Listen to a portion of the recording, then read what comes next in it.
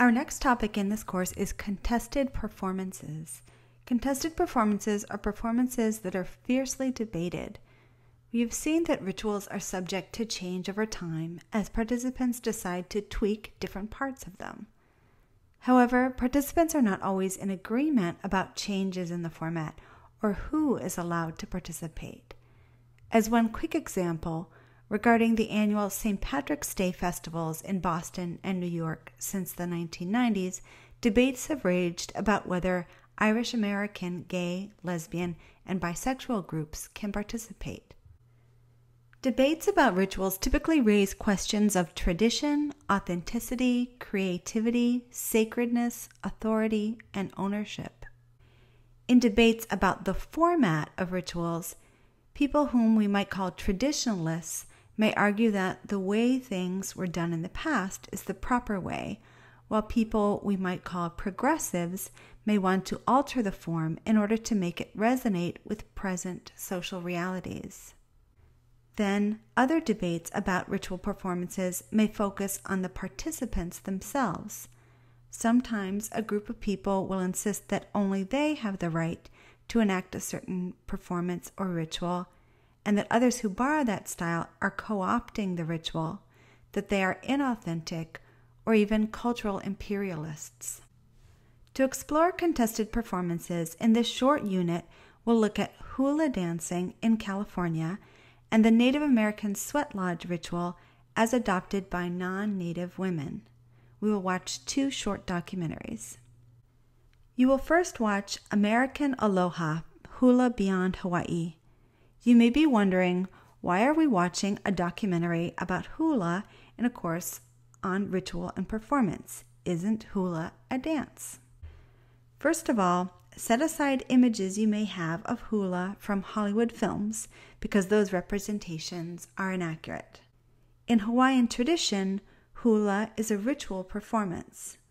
Hula involves the mele chant, and the dance is an interpretation of or a way to give further expression to the words of the chant.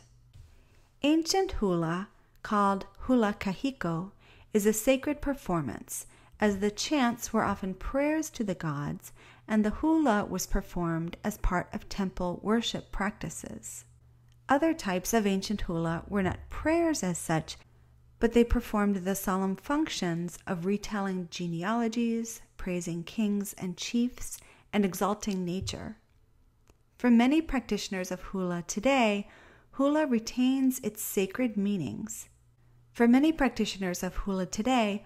retains its sacred meanings, and in addition helps practitioners maintain solemn ties to Hawaiian traditions and revered ancestors. In the 19th century, when Hawaii came under U.S. rule, a new hula style, hula awana, developed, which had a softer dance style and instrumentation which included the guitar and the ukulele. At present, more Native Hawaiians live on the mainland U.S. than on the islands because the cost of living is so high in Hawaii. Nonetheless, many Hawaiians on the mainland are trying to maintain their cultural heritage, and hula is at the center of that. The documentary program focuses on 3 hula dance groups called halau in California. The 3 dance groups are led by instructors with 3 very different approaches to hula. These styles represent different philosophical approaches to history, tradition, and the purpose of hula. As one of the teachers, Patrick Makuakane, points out, though, the kind of hula he teaches would be sharply criticized back in Hawaii, as would be true for Mark Ho'omalu's style.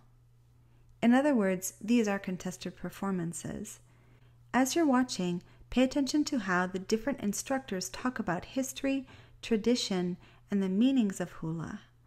I would like you to try to formulate an opinion about whether Mark Ho'omalu and Patrick Makuakane are right to have changed the hula as much as they have. Have they violated traditions? Have they turned what was a sacred ritual performance into a mere dance? And if they have, is that okay? In other words, I'm trying to ask you to articulate your own philosophy about ritual and tradition. Then, please watch Sweating Indian Style: Conflicts over Native American Ritual. In this documentary, what is being contested is not so much the content of the ritual performance, but who are the rightful participants in it. The Sweat Lodge ceremony is a ceremony that was commonly practiced in many pre-conquest Native American and Native Mexican cultures, and is still commonly practiced in some circles. The goal of the Native American ceremony is to cleanse and renew both the body and the spirit.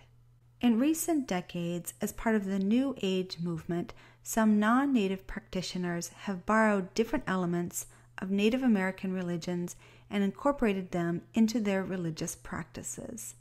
This film includes interviews with the New Age practitioners and some of their critics. Beware, 1990s big glasses fashion alert. As you are watching, pay attention to opinions offered about whether non-natives should perform the ceremony. Does it matter that they are discussing a sacred ceremony?